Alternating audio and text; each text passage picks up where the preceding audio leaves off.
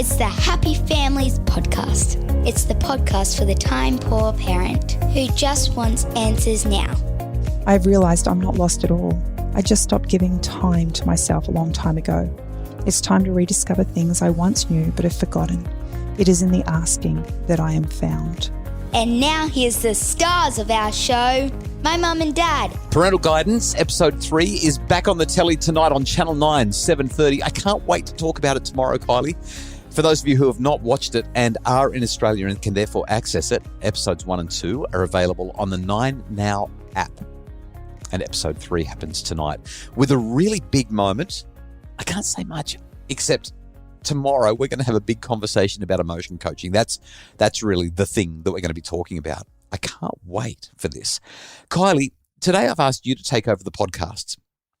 Every month you write an article for our Happy Families premium members. You talk about being a mum and how we can find joy in our lives. And on today's podcast, I want you to read what you wrote for our Happy Families members last month for 2 reasons. Number 1, I think everyone should hear it. And number 2, if people want more of this, then I think they should know where they can get it, which is in our Happy Families Premium membership. But what you wrote was so good. Well, it's called Lost and Found.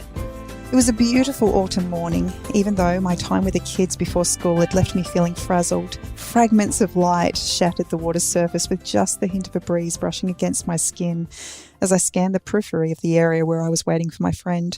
She was tucked up cosily into one of the backed bench seats down by the lookout.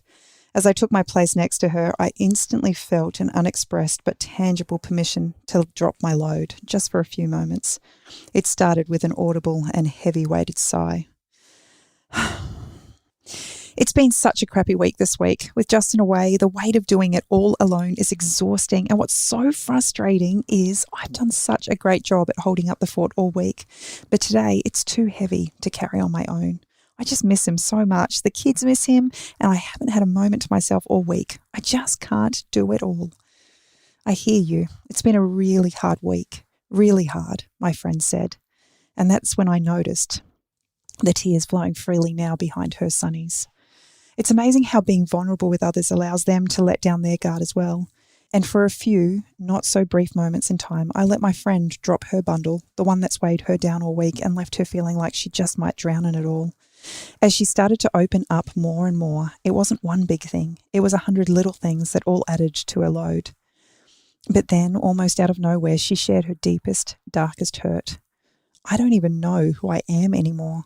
I used to love art, going to the gym with my friends, but then the kids came along and slowly over time, being a mum and wife consumed me. I don't even know what I like, what lights me up. What is wrong with me? I have such a blessed life. My kids are amazing, my husband is attentive, but I just feel so lost. My friend is not alone.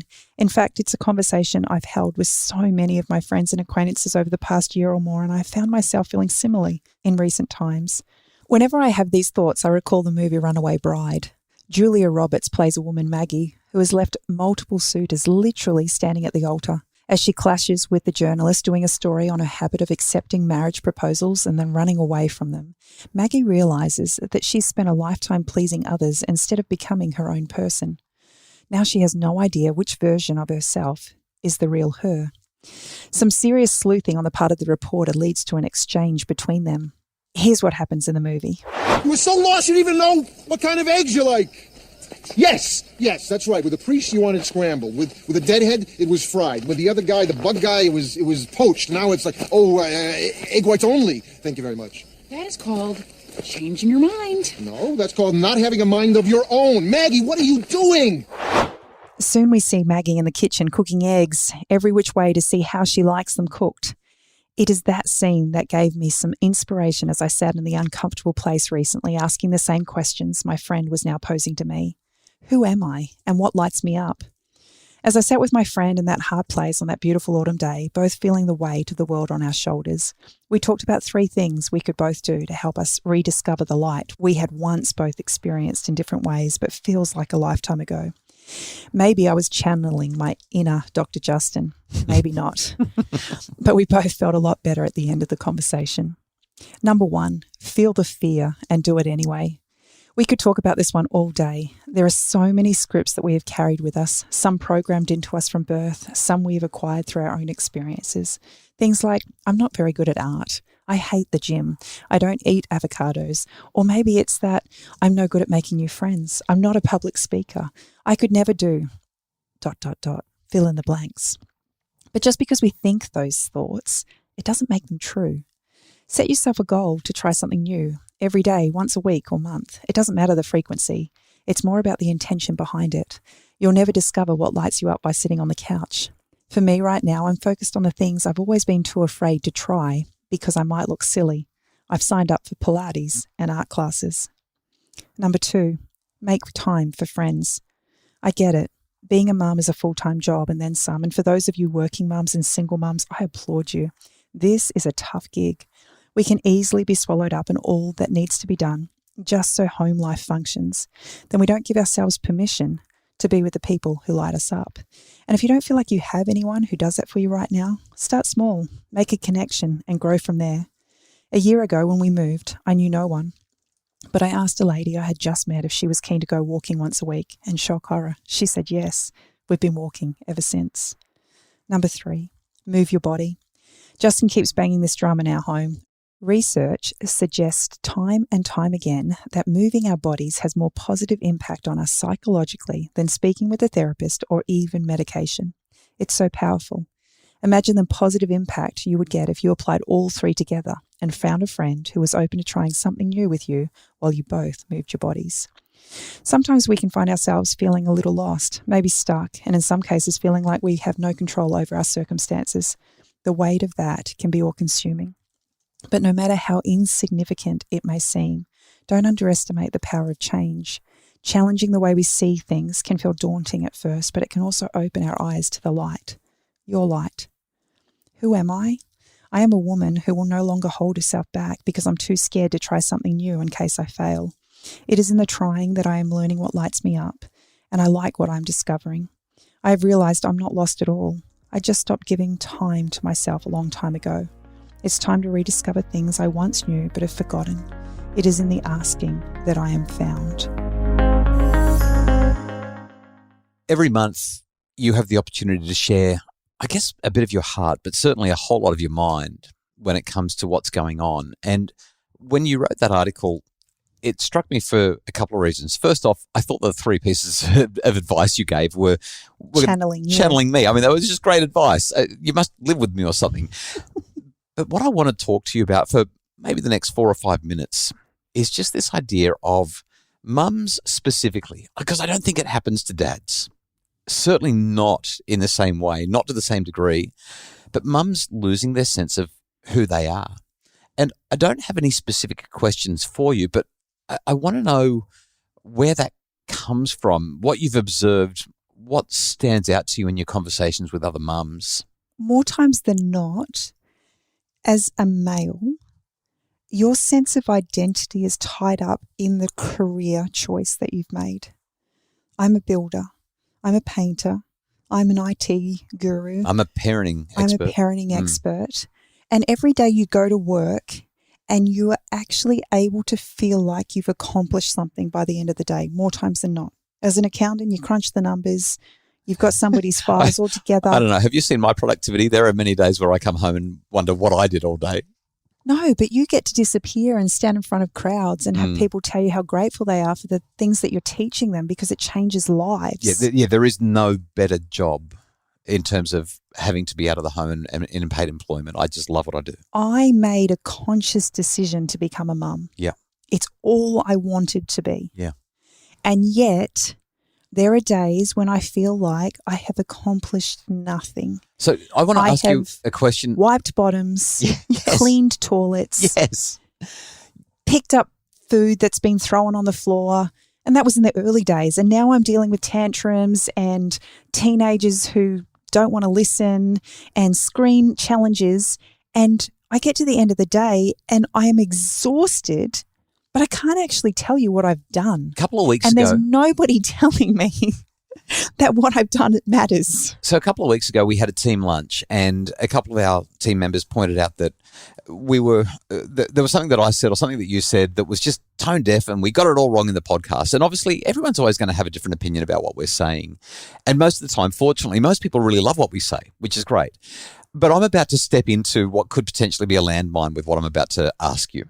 But I want to use an analogy for it. You've highlighted the... You're only asking me this, I can tell, because you're on the safety No, I don't think so. side of I think I'm about to step desk. in a great big pile of something.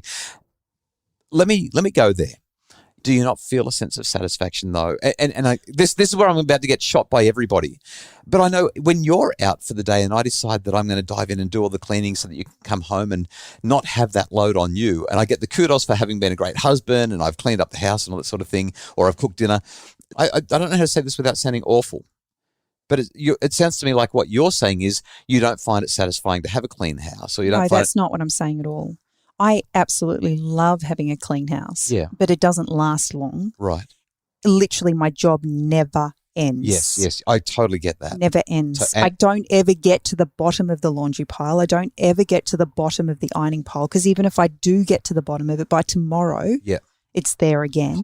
The conversations that I have with mums time and time again isn't the fact that we resent doing any of those things. Right. It's the fact that those things don't light us up. Yeah, okay. Those things are a necessity for our lives to function. How do you find yourself again? How do you find yourself if you're feeling lost, regardless of whether it's through employment or through being a stay-at-home parent? How do you find yourself? For me, it's accepting that I just might fail.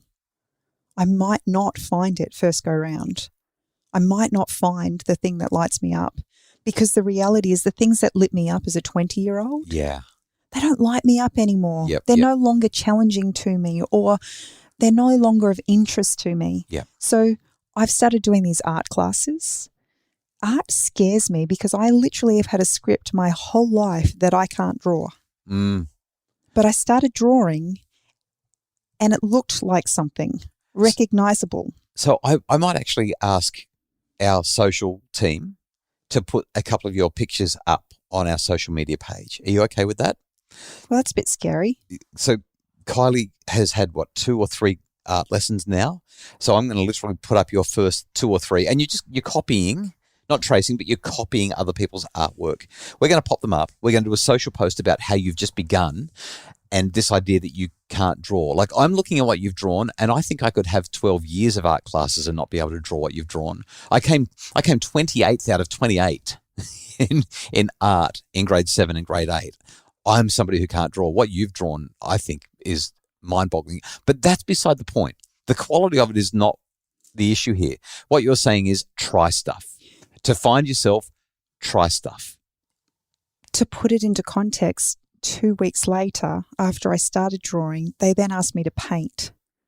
And that first painting session, I was literally a mess by the time it was done. Do you mean you got paint all over your hands? Well, I did do that as well.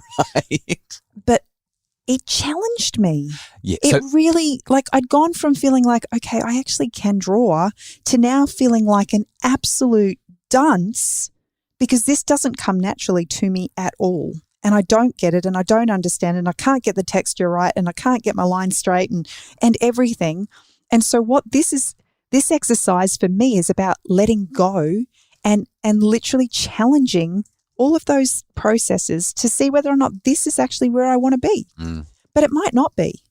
What I actually feel is happening right now is I want a lead pencil instead of a paintbrush, but I'm not going to know unless I give it a go.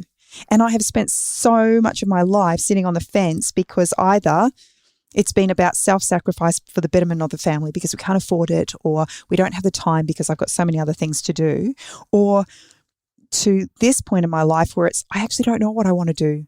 And that stops me from trying. So to find who you are. I don't think it's about finding, and that's what the emphasis of my article was, not that I'm lost. It was just about remembering who I am. And developing who you are. Like, you actually develop who you are by doing things, by spending time with people, and by, what was the third thing? Moving my body. By moving your body.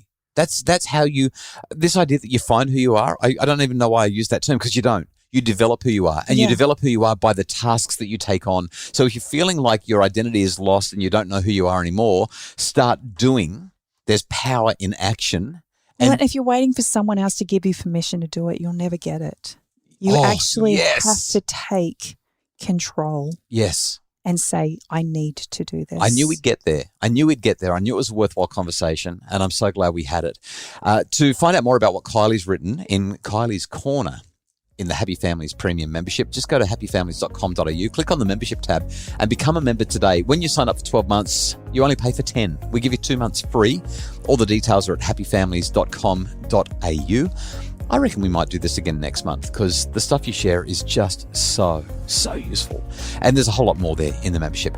For more information about making your family happier, of course, it's all at happyfamilies.com.au. And tomorrow, we review everything that happens tonight on episode 3 of Parental Guidance.